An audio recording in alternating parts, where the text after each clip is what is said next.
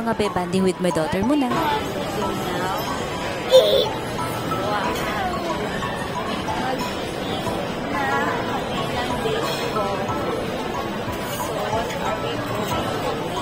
Nararating lang natin.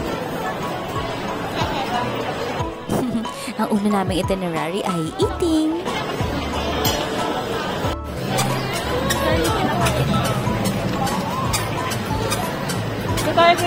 Ito na yung food namin ng dito. Okay na yun, fries. Happy with the fries? Yes? Ito na yun. Diba? Tipid ng kadate ko. Fries lang, sapat na.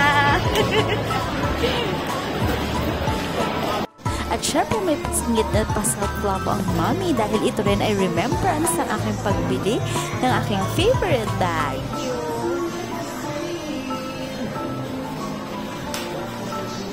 So kanina ay nag-snack lang kami dahil request ng aking date. And ngayon naman ay o-order na kami ng aming food. Hello,